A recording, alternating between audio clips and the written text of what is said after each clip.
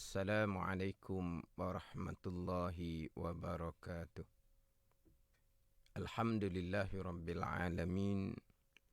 Wassalatu wassalamu ala sayyidil mursalin wa ala alihi wa sahbihi ajma'in. Rabbi syrah li sadri wa yassir li amri wahlul 'uqdatam min lisani yafqahu qawli. Subhanaka la ilma lana illa ma 'allamtana innaka antal alimul hakim. Wala haula wala quwwata illa billahil aliyyil azim. Syukur alhamdulillah, bersua kembali kita untuk minggu ini di Manis FM dalam program Talaki Safinatun Najah menggunakan kitab Safinatun Najah. Hari ini hari Jumaat sebagai hari ilmu di Manis FM. Setiap jam 6 petang kita akan bersama-sama menimba ilmu pengetahuan dalam soal agama. Kita juga sekarang ini bersiaran langsung di Facebook Manis FM. Dan anda semua boleh kongsikan live tersebut bersama yang lain. Semoga segala ilmu yang saya kongsikan dapat kita sama-sama amalkan.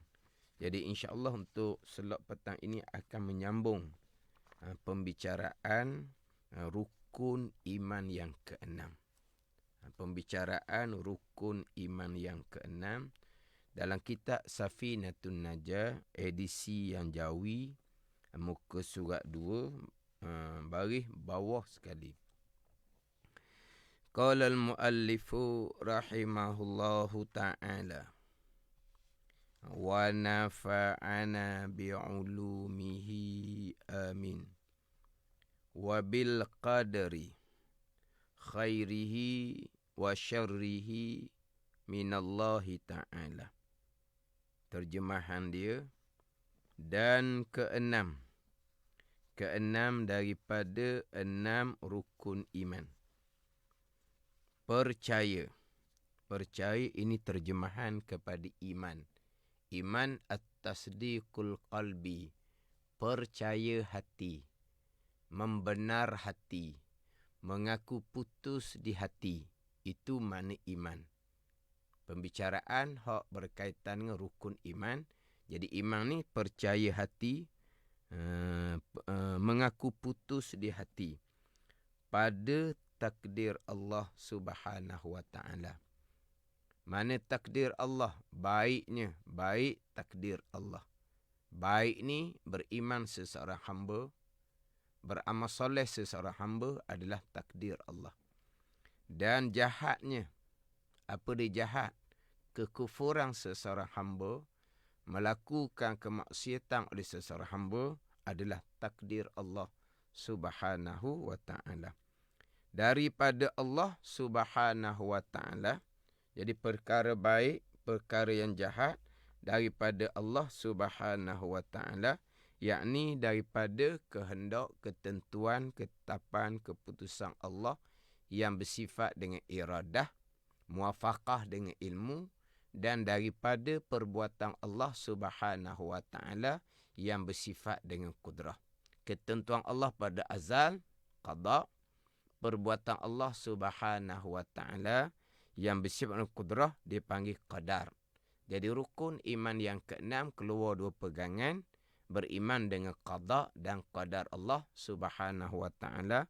Perkara baik yang berlaku, qada dan qadar Allah. Perkara jahat yang berlaku, qada dan qadar Allah Subhanahu wa ta'ala.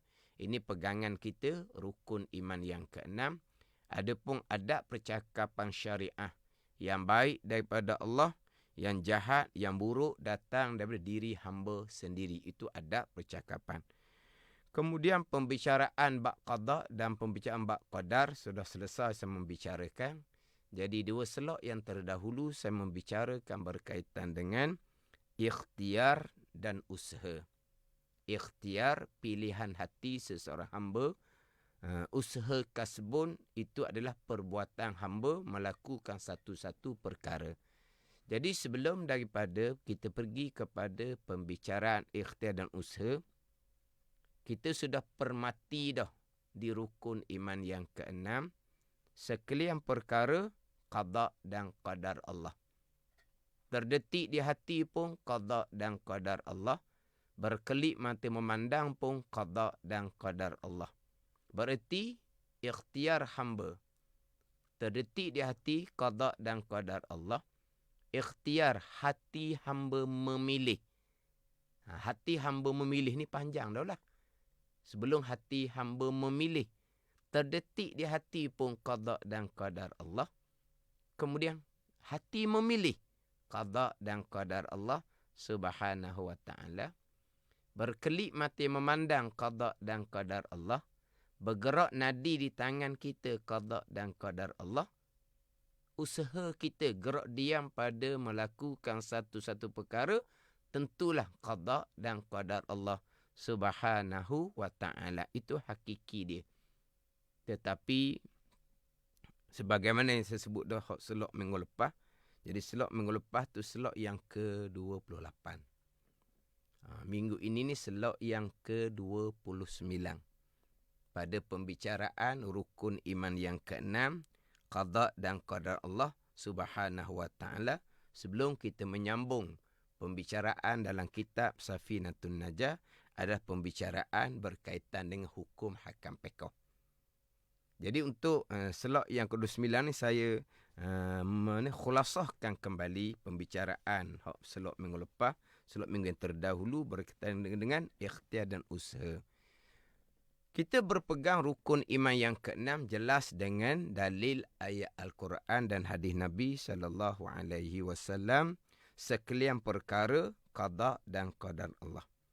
Kemudian banyak ayat-ayat Al-Quran yang menyandarkan perbuatan kepada hamba. Ayat Quran banyak menyandarkan perbuatan kepada hamba. Ayat yang saya sentiasa baca ni, ayat dalam suratul Fatihah lah. Iyyaka na'budu wa iyyaka nasta'in. Sebab akidah satu Al-Quran terkandung dalam pengertian 7 dasar utama daripada 7 ayat dalam suratul Fatihah.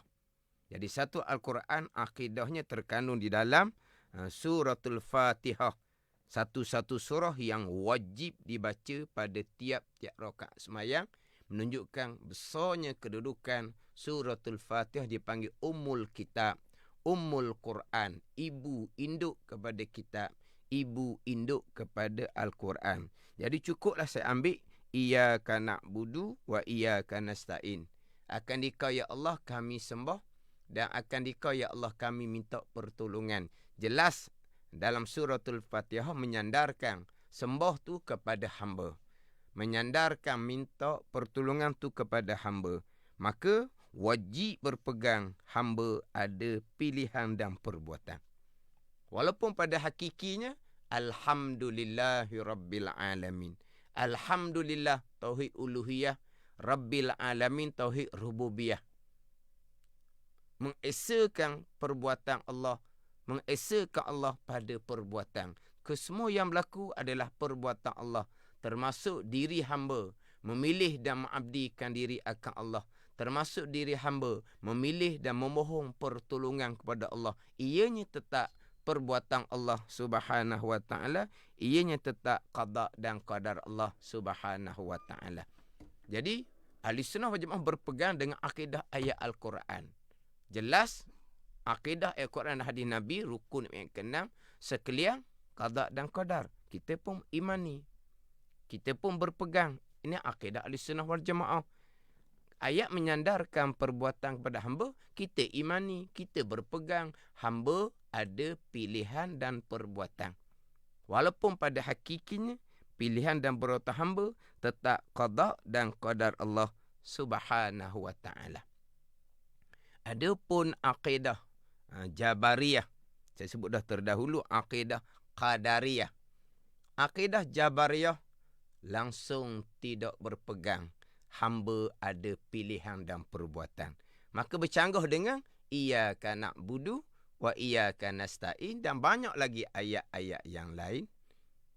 Dalam Al-Quran banyaklah ayat yang memerintah seseorang hamba melakukan ketaatan, melakukan perkara yang baik. Ayat Al-Quran melarang daripada melakukan kemaksiatan, kejahatan. Jadi kalau ayat Al-Quran menyuruh dan menyuruh melakukan kebaikan, ayat Al-Quran melarang daripada melakukan kejahatan kepada siapa? Kepada hamba. Bila Allah memerintah hamba dalam ayat Al-Quran, bila Allah melarang akan hamba pada ayat Quran, pastilah hamba ada peranan. Apa peranan hamba? Ikhtiar dan usaha. Maka wajib berpegang hamba ada ikhtiar dan usaha. Kalau langsung tidak berpegang, hamba ada ikhtiar dan usaha, Allah perintah kepada siapa? Allah larang kepada siapa? Kepada hamba yang ada ikhtiar dan usaha. Walaupun pada hakiki itu usaha hamba tetap qada dan qada Allah, tapi Jabariyah tidak berpegang. Hamba ada pilihan dan perbuatan, akidah yang terpesong daripada akidah Al-Quran dan hadis Nabi sallallahu alaihi wasallam. Walaupun pada hakikinya memang Jabariyah, pada hakikinya memang segala-gala qada dan qadar Allah Subhanahu wa taala. Sebaliknya Qadariyah pula, apabila ayat Al-Quran menyandarkan perbuatan kepada hamba, akidah Qadar dia terlajak pula. Akhirnya pilihan dan perbuatan hamba mutlak hak hamba. Bukan lagi perbuatan Allah Subhanahu wa taala. Allah hanya letakkan kudrah tenaga di hamba, letakkan keupayaan di hamba, kemudian bukan lagi Allah yang melakukan, hamba memilih secara mutlak sendiri-sendiri, hamba berusaha secara mutlak sendiri-sendiri, yang bukan lagi qada dan bukan lagi qadar perbuatan Allah Subhanahu wa taala. Berhasil usaha hamba pun bukan qadar perbuatan Allah Subhanahu wa taala. Akidah qadar yang jelas terpesong daripada akidah Alhamdulillahirabbil alamin, dan jelas terpesong daripada rukun iman yang keenam, sekalian qada dan qadar Allah Subhanahu wa taala, yang mana akidah Qadariyah ini lebih sesak daripada akidah Jabariyah. Akidah Ahlussunnah wal Jamaah berpegang hamba ada pilihan dan hamba ada perbuatan, walaupun pada hakikinya pilihan dan perbuatan hamba tetap qada dan qadar Allah Subhanahu wa taala. Jadi Ahlussunnah berpegang pada zahir hamba ada pilihan dan perbuatan, pada batin hakiki kembali kepada qada dan qadar Allah Subhanahu wa taala. Jabariyah langsung tidak ambil hak ayat Al-Quran yang pada zahirnya menyandar pada hamba, hanya ambil pada batin hakiki. Qadariyah hanya ambil ayat Al-Quran yang menyandarkan perbuatan pada hamba, hak zahir, langsung tidak ambil hak ayat yang menyatakan sekalian qada dan qada Allah, hak batin hakiki. Jadi Jabariyah ambil hak batin, tolak hak zahir. Qadariyah ambil hak zahir, tolak hak batin. Kedua-duanya hanya beriman dengan setengah daripada ayat Al-Quran, tidak beriman dengan setengah ayat Al-Quran yang lain. Allah Subhanahu wa taala berfirman, afatu'minuna bi ba'dil kitabi wa takfuruna bi ba'd, fama jazaa'u man yaf'alu zalika minkum illa khizyun fil hayatid dunya wa yaumal qiyamati yuradduna ila asyadil azab. Adakah patut beriman oleh mereka dengan setengah kitab dan kufur dengan setengah kitab? Jadi Jabariyah beriman segala-gala qada dan qadar Allah. Ayat yang menyandar kepada hamba tidak diimani. Itu beriman dengan setengah kitab. Kufur dengan setengah kitab. Qadariyah beriman dengan ayat yang menyandarkan perbuatan kepada hamba.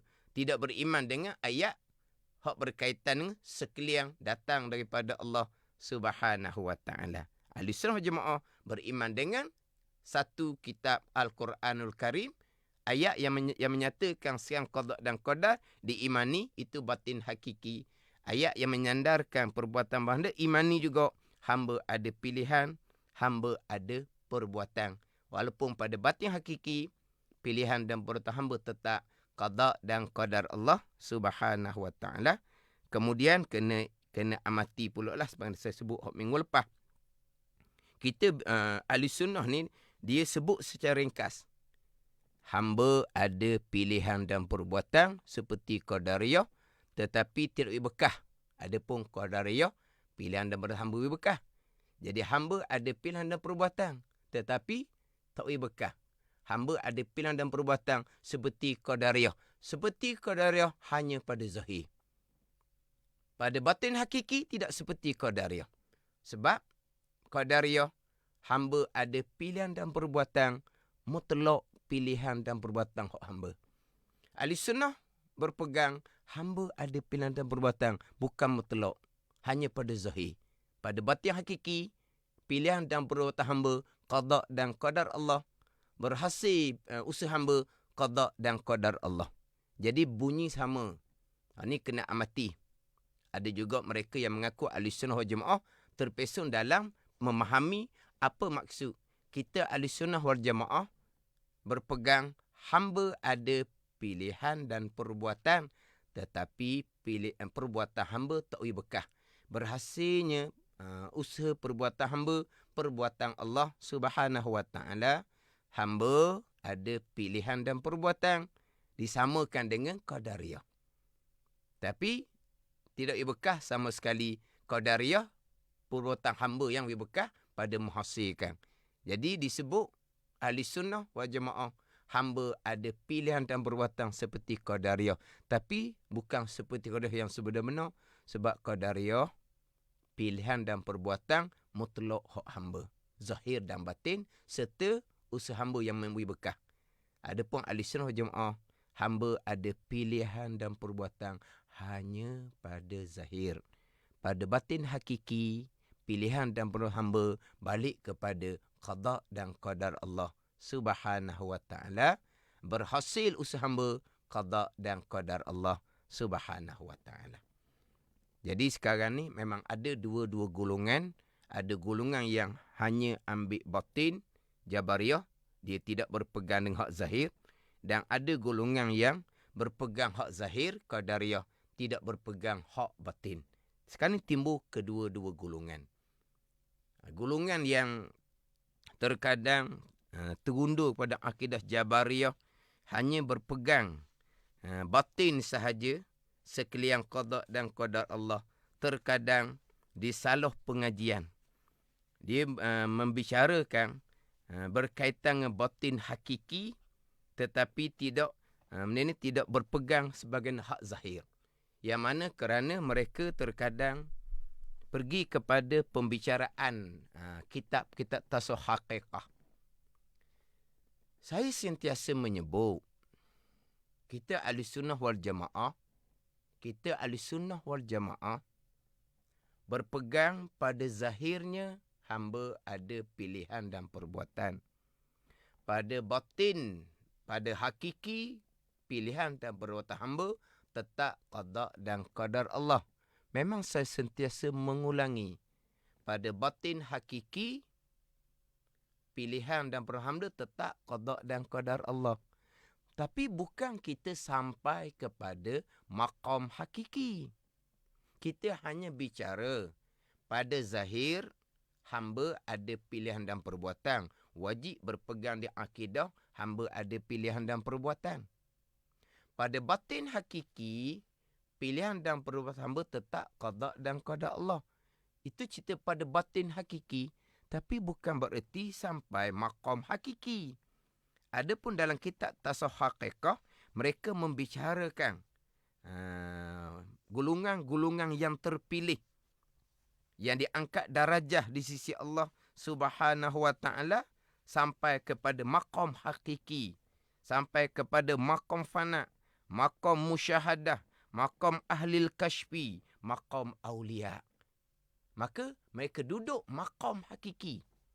Di basirah mereka tidak ada melainkan hanya qada dan qadar Allah Subhanahu wa taala. Di basirah mereka tidak ada melainkan af'alullah. Itu sampai maqam hakiki. Tapi kita duduk maqam syariah. Jangan kita lakon maqam hakiki. Maqam hakiki itu Allah yang letakkan. Pilihan Allah Subhanahu wa taala. Siapa sampai maqam hakiki ni? Para-para sahabat radhiyallahu anhum. Para-para awliya rahimahumullah. Mereka yang sampai maqam hakiki pilihan Allah Subhanahu wa ta'ala. Kita cerita pada hakikinya pilihan dan perintah hamba, qada dan qadar Allah. Tapi kita duduk maqam syariah. Bila kita duduk maqam syariah, kita wajib berpegang di akidah kita. Kita sebagai hamba ada pilihan dan perbuatan. Kalaulah gilakun. Gilakun-lakun. Maknanya tak ada pilihan dan perbuatan. Tak ada pilihan dan perbuatan. Mu Tuhan. Itu akidah Jabariyah. Itu adalah akidah Jabariyah. Tak ada mu Tuhan. Kita maqam syariah. Wajib berpegang. Hamba ada pilihan dan perbuatan. Wajib berpegang. Hamba ada pilihan dan perbuatan. Sebab maqam kita, maqam iyyaka na'budu wa iyyaka nasta'in. Itu maqam kita. Maqam syariah. Maqam iyyaka na'budu wa iyyaka nasta'in. Adapun maqam awliya, maqam la haula wala quwwata illa billahil aliyyil azim. Ni jangan lakon. Ni kena cermat. Nak mengaji kitab tasawuf haqiqah, pastikan guru yang berguru, guru yang mursyid. Pastikan guru yang mursyid ni guru yang alim ilmu fardu ain. Pastikan kita nak belajar tasawuf haqiqah ni, kita sendiri ilmu fardu ain syariah, tauhid, fiqh, tasawuf serta amal syariah kita lengkap. Itu hak kewajipan kepada kita sebelum kita nak belajar kitab tasawuf haqiqah, kitab hikam, kitab ad-durrun napih, kitab al-manhalus safi contohnya. Itu cerita bab maqam awliya, maqam musyahadah, maqam mukasyafah. Itu kena faham molek. Kita bicara sekarang untuk sah iman. Kita bicara qada ni rukun iman. Apa di iman? Membenar hati, mengaku putuh di hati. Adapun cerita bab maqam awliya, itu maqam ihsan. Itu kurniaan Allah Subhanahu wa ta'ala. Kita bicara sekarang, bicara iman, bicara tauhid. Tauhid syariah dipanggil. Kita bicara iman, kita bicara tauhid syariah, kita bicara makrifah permulaan agama. Adapun itu bicara maqam ihsan, bicara tauhid syuhudi, bicara makrifah khassah, makrifah awliya. Ni sidang pendengar, mungkin saya tak panjanglah cerita. Tapi sidang pendengar untuk keadaan sekarang ni ada bagai-bagai aliran. Sidang pendengar kena khusus jugalah memahami perbezaan antara iman dan maqam ihsan, antara pembicaraan tauhid syariah dengan tauhid syuhudi, pembicaraan antara makrifah ammah, makrifah permulaan agama dengan makrifah khassah, makrifah awliya. Bicara bab syirik syariah, bicara bab syirik syariah, sama ada syirik yang jali, kapi, ataupun syirik yang khafi, syirik yang sari, yang kecil, itu bicara bab syariah. Dia ada bicara syirik khafi pada maqam, pada sir, dan syirik khafi pada haqiqah. Itu bicara bab lain. Mungkinlah saya tidak akan memanjangkan, tapi sedang pendengar tetap kena amati dalam apa yang saya bicarakan ni. Sebab timbul golongan-golongan yang salah pengajian, akhirnya terundur kepada akidah Jabariyah. Sebab tu dalam kitab ad-durrun napih, kitab tasawuf haqiqah, ada setengah-setengah negeri memang langsung tidak membenarkan baca kitab ad-durrun napih. Dan kitab ad-durrun napih di awal kitab, pada pembicaraan ikhtiar dan usaha, didatangkan 3 aliran. Satu ahli sunnah wal jamaah, satunya qadariyah, satunya Jabariyah, satunya mazhab ahlil kashfi. Tengok. Dia datang 4 aliran, 4 mazhab. Ahli sunnah wal jamaah, qadariyah, Jabariyah, kemudian mazhab ahlil kashfi. Siapa mazhab ahlil kashfi? Orang duduk maqam awliya. Siapakah mazhab Jabariyah? Ni termasuk mereka yang nak lakonkan maqam hakiki, maqam awliya. Tak ada kita mu Tuhan. Jabariyah ni dan kitab ad-durrun napih menyatakan akhirnya Jabariyah akan tunduk kepada kafir zindik wal iyazabillah. akan tunduk pada kafir zindik. Mu Tuhan. Deraka pada ibu bapa, Tuhan belaka. Orang merompok mencuri, Tuhan belaka. Akhirnya menafikan hukum syariah, tunduk pada kafir zindik. Waliyazabillah. Ini kena cermat. Kita wajib berpegang di akidah, hamba ada pilihan dan perbuatan. Jadi sekarang kita bicara bab iman. Bicara bab i'tiqad. Percaya di hati, berpegang kejap di hati. Adapun syuhud di hati, pandang di hati, di basirah, zauq, kejap di basirah, tadi itu maqam aulia, pilihan Allah Subhanahu wa taala. Kita bicara bab iman, kita bicara bab i'tiqad, kita bicaralah bab iman dan i'tiqad. Bukan bicara pandang di basirah, rasa di basirah. Basirah ni mata hati. Syuhud di zauq di basirah. Itu tak kena dah tu. Dia sudah tukar medang, tukar pembicaraan. Kita bicara bab iman, bicara bab i'tiqad. Yang kita nak dalam kehidupan kita syariat ni, kita kena sentiasa. Kita sentiasa muhasabah. Kita sentiasa tafakkur, fikir berkaitan dengan ilmu agama kita yang menjadi penyuluh. Ilmu agama yang menjadi penyuluh. Kita kena sentiasa muhasabah. Kena sentiasa tafakkur, berfikir. Ilmu sebagai penyuluh perjalanan agama ni lengkap ke tidak? Ilmu tauhid kita fardu ain lengkap ke tidak? Ilmu fiqh fardu ain kita lengkap ke tidak? Ilmu tasawuf fardu ain kita lengkap ke tidak? Tu yang kita nak kena pandang. Nak kena muhasabah. Nak kena fikir. Nak pandang basirnya atas kurniaan Allah Subhanahu wa taala. Kita hanya beriman dan berpegang. Hati memang lalai. Tapi yang kita nak kena muhasabah, tafakur, jangan lalai adalah berkaitan dengan ilmu sebagai penyuluh. Kemudian apabila ada ilmu sebagai penyuluh, bagaimana pula amal kita?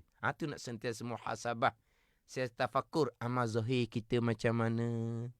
Amal hati kita macam mana? Itu nak kena muhasabah, nak kena tafakur. Kemudian kita nak kena muhasabah, tafakur pula macam mana ilmu penyuluh untuk agama anak isteri kita. Ilmu sebagai penyuluh untuk agama anak isteri kita. Untuk memastikan anak isteri kita menjadi orang yang orang Islam, yang beriman, yang ihsan, yang muhsin. Nak melengkapkan bahagian agama ni. Anak kita, isteri kita, tauhid, fiqh, tasawuf lengkap ke tidak sebagai penyuluh. Untuk memastikan anak isteri kita beriman dan beramal soleh. Ta'at zahir dengan ilmu penyuluhnya ilmu fiqh yang lengkap fardu ain. Ta'at batin dengan ilmu tasawuf yang lengkap fardu ain. Itu yang nak kena muhasabah, nak kena tafakur. Adapun nak pandang di hati akan af'alullah, itu bukan kewajipan kita. Yang mana terkadang hak timbul pandang di hati, syuhud di hati ni, ini orang yang fardu ain sendiri, tauhid pun tak lepas. Itu bicara diri sendiri. Anak isteri macam mana? Itu yang kita nak muhasabah, nak tafakur. Hak bab basirah, itu atas pilihan Allah Subhanahu wa ta'ala. Yang kita imani, kita berpegang di akidah sekalian qada dan qadar. Dan kita imani, kita berpegang di akidah, kita sebagai hamba ada pilihan dan ada perbuatan. Wajib imani, wajib berpegang di akidah. Hamba ada pilihan dan perbuatan. Walaupun pada hakiki pilihan dan perbuatan hamba tetap qada dan qadar Allah Subhanahu wa ta'ala. Jangan nak buat lakon tadilah. Mu Tuhan. Semayang ni, mu Tuhan. Tak ada hamba. Itu terundur pada akidah Jabariyah. Sembahyang. Membaca, Iyyaka na'budu wa iyyaka nasta'in. Kami akan dikau kami sembah. Mu Tuhan kok mana? Akan dikau kami minta pertolongan. Mu Tuhan macam mana? Fatihah akan laknat kembali. Sembahyang tidak akan diterima oleh Allah Subhanahu wa ta'ala. Sembahyang dengan akidah Jabariyah. Tak ada mu Tuhan, tak ada. Kita sebagai hamba ada pilihan. Kita sebagai hamba ada perbuatan. Gerak diam ni kita memilih dan kita yang melakukan. Wajib imani, wajib berpegang, hamba ada pilihan dan perbuatan. Walaupun pada hakikinya pilihan dan perbuatan hamba tetap qada dan qadar Allah Subhanahu wa ta'ala. Ni kena cermat sikitlah sebab kadang-kadang timbul dalam pengajaran-pengajaran kalau tidak rasa, tidak ingat akan af'alullah. Maknanya kalau memasak, ingat garam gula lah yang mengsedapkan rasa. Ini tak ada akidah, ni tak ada tauhid. Bila berjumpa dengan doktor, lega. Tengok obat, lega. Tak lega dengan Allah Subhanahu wa ta'ala. Ini pun dipanggil akidah yang terpesong. Masih lagi merasai kuasa makhluk. Tidak merasai kekuasaan Allah. Memanglah kita rasa kita yang bertenaga gerak diam. Tak ada salah tu. Tidak rasa kuasa Allah. Masih lagi ada kuasa, rasa kuasa diri. Hak tu hanya Islam pada IC. Tidak beriman dengan Allah Subhanahu wa ta'ala. Rasa zauk itu maqam awliya. Kita maqam syariah. Memanglah kita rasa gerak diam. Pilihan dan perbuatan kita. Bukan kita rasa saja. Bukan kita wajib berpegang pilihan hamba, perbuatan hamba sendiri. Walaupun pada hakikinya pilihan dan perbuatan hamba tetap qada dan qadar Allah Subhanahu wa ta'ala. Golongan ni dia mudah-mudah menafikan tauhid dan iman orang-orang yang beriman hanya kerana tidak merasai, tidak ingat akan qada dan qadar Allah Subhanahu wa ta'ala. Kemudian satu laginya nak kena amati. Jadi insya-Allah untuk slot minggu ini, slot yang ke-9, selesailah saya bicara. InsyaAllah slot yang minggu depan, slot 30 tu saya nak khulasah kembali. Qada dan qadar Allah Subhanahu wa ta'ala. Satu laginya, hak ni pun saya sentiasa sebut dalam kuliah, dalam slot pembacaan qada dan qadar. Sekalian qada dan qadar itu pegangan kita. Adapun percakapan kita menyandarkan kepada asbab, itu tidak salah. Makan nasi, alhamdulillah, kenyang. Minum air, hilang dahaga. Kemudian apa lagi lah? Dan lain-lain lah. Pisau tajam, luka, putus. Api kuat, panah, hangus. Makan obat, alhamdulillah jadi sihat, sembuh penyakit. Kita cakap seumpama tu. Itu hanya cakap asbab. Pegangan kita tak sudah bahas dah. Kenyang ke, hilang dahaga ke, luka, putus, panah ke, sembuh ke, sihat ke, tetap dah. Rukun iman yang ke-6. Sekalian qada dan qadar Allah.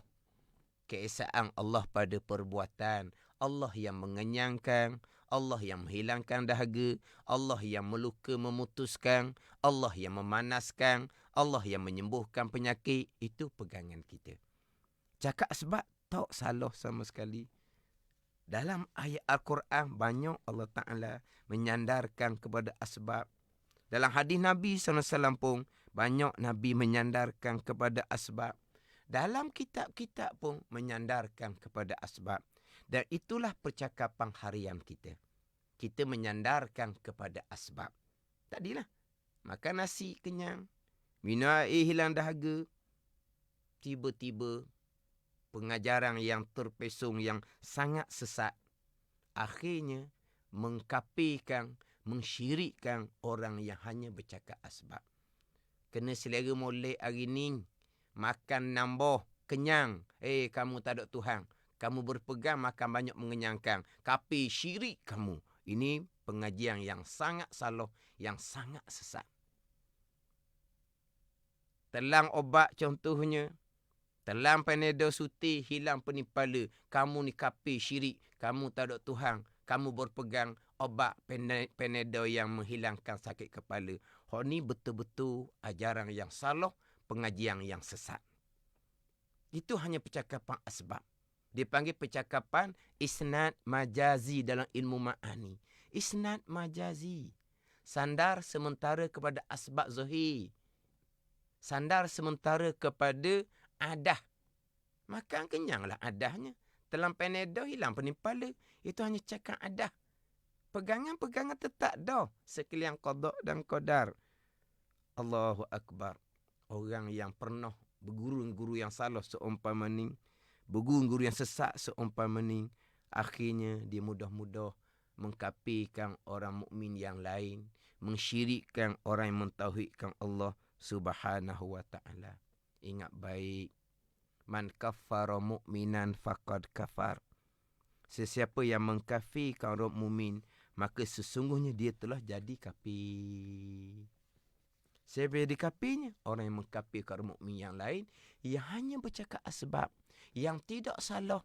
Quran pun menyandarkan pada asbab, hadis pun menyandarkan pada asbab, dalam kitab-kitab pun menyandarkan pada asbab, cakapan harian pun menyandar pada asbab. Tiba dihukumkan kafir, dihukumkan syirik. Sesiapa yang mengkafirkan orang mukmin, sesungguhnya telah menjadi kafir. Dalam hadis muttafaqun alaih, hadis Bukhari Muslim, ayyuma rajulin qala li akhihi ya kafir faqad ba'a biha ahaduhuma. Sesiapa sahaja yang berkata bagi saudaranya, ya kafir, wahai kafir, kamu ni kafir, maka sesungguhnya Nabi kata, jatuhlah kafir itu ke atas salah seorang daripada keduanya. Kalau yang dikafir itu kafir sungguh, kafirlah dianya. Dia ambil Al-Quran, dia pijak Al-Quran, dia kencing atas Al-Quran, dia menghina Al-Quran. Memang perbuatan tu kafir. Kafirlah dianya. Memang kafirlah. Itu perbuatan menyebabnya dia kafir. Tapi kalau hanya bercakap asbab, hanya sandar kepada adah, dihukumkan kafir, maka yang mengkafir itu jatuh hukum kafir, habis pahala amal ibadah yang dilakukan terdahulu, mati dan kafir sama tu kekal neraka selama-lamanya. Orang yang kafir dengan sebab mengkafirkan orang mukmin yang lain ni, wajib dipisahkan dengan pasangan suami isteri.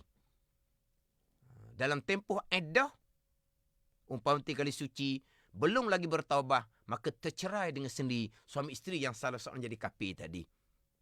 Dia kalau bersama juga berzina sampai ke mati. Ini kafir murtad ni sekeji-keji jenis-jenis kafir. Kafir Yahudi, kafir Nasara, kafir sembah berhala, kafir Majusi sembah api, kafir murtad lah kafir yang paling keji. Dan murtad yang paling banyaknya murtad daripada percakapan.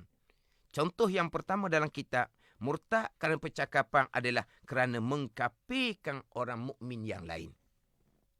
Kenapa dia mengkafirkan? Hanya kerana bercakap asbab yang memang tidak salah.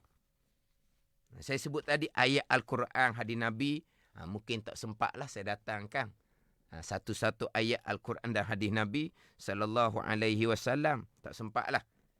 Tu boleh tengok dah dalam pengajaran-pengajaran yang lain. Saya biasa sebutlah ayat Quran menyandar pada asbab ayat mana, hadis menyandar pada asbab hadis mana. Cuma biasanya saya dalam kitab-kitab fiqh tu lah. Saya biasa buat contoh dalam kitab-kitab fiqh. Dalam kitab fiqh kita bicara bab air. Air berubah dengan sesuatu. Berubah dengan tanah, berubah dengan daun kayu, berubah dengan buah kayu, berubah dengan teh, berubah dengan Milo. Walha, yang merubahkan air bukan tanah, bukan daun kayu, bukan buah kayu, bukan teh, bukan Milo. Yang merubahkan air adalah perbuatan Allah. Tapi ada tak dalam kitab fiqh berubah air kerana tanah ada perbuatan Allah? Tak ada, kitab fiqh dah sebut pun. Tanah yang mengeruhkan air. Daun kayu, buah kayu yang merubahkan air dan telaga kalau zaman dulu. Teh Milo lah yang menyebabkan berubah air. Tak ada sebut perbuatan Allah. Itu contoh. Tak ada dalam kitab fiqh sebut qada qadar pada pembicaraan hukum fiqh. Banyak lagi lah. Dalam kitab fiqh air musyammas, air dipanaskan oleh kepanasan matahari. Air musyammas, air yang dipanaskan dengan kepanasan matahari. Matahari makhluk. Tidak boleh menjadikan air itu panas. Yang menjadikan air panas itu perbuatan Allah. Tapi dalam kitab fiqh, matahari yang memanaskan air. Ada dalam kitab fiqh sebut, panas air adalah qada qadar. Tak ada. Kitab fiqh sebut, matahari yang memanaskan air. Banyak lagi lah. Dalam kitab fiqh tidak ada menyandarkan kepada qada dan qadar. Sandar kepada asbab je lah. Air yang menyucikan najis. Istinja dengan air menyucikan najis. Istinja dengan batu ataupun tiap-tiap benda yang kasar yang boleh menghilangkan air najis. Bukan air yang menyucikan najis. Bukan batu yang menghilangkan air najis. Bukan tisu yang menghilangkan air najis. Itu semua perbuatan Allah. Tapi dalam kitab fiqh tak ada perbuatan Allah Subhanahu wa ta'ala. Pada ni. Sangat sedih lah. Sebab pengalaman saya jumpa ramai orang tua yang berguru-guru yang salah, guru yang sesat. Akhirnya, mudah-mudah mengkafir orang mukmin, mensyirikkan orang yang mentauhidkan Allah. Hanya semata-mata kerana percakapan asbab yang memang tidak salah. Itulah. Kena ambil pengajaran molek. Dan kalau ada orang yang terdahulunya buat seumpama tu, wajib bertaubat dengan Allah Subhanahu wa ta'ala. Wajib kena minta maaf kepada seseorang yang dikafirkan, disyirikkan. Sebab itu dipanggil dosa dengan anak Adam pada perkara agama. Dosa anak Adam ni ada pada perkara agama, pada diri, pada harta, pada maruah, pada kehormatan. Tapi dosa dengan anak Adam pada perkara agama lah. Dosa dengan anak Adam yang paling berat sekali. Kena minta maaf seorang-seorang orang yang pernah dikafirkan, pernah disyirikkan kerana berpunca daripada salah pengajian dengan guru yang sangat-sangat salah, yang sangat-sangat sesat. Mudah-mudah mengkafir, mensyirikkan hanya percakapan asbab yang memang tidak salah. Itu dipanggil percakapan isnad majazi. Sandar kepada asbab zahir. Sandar sementara. Hakikinya kita orang yang beriman, orang yang ada akidah, pastilah berpegang segala-gala perkara yang berlaku, qada dan qadar Allah Subhanahu wa ta'ala. Pasti berpegang keesaan Allah pada perbuatan. Yang perbuat adalah perbuatan Allah Subhanahu wa ta'ala. Makhluk tak berkah sama sekali. Bukan makhluk tak berkah sama sekali. Bahkan pilihan perbuatan makhluk itu sendiri adalah qada dan qadar Allah Subhanahu wa ta'ala. Jadi insya-Allah lah.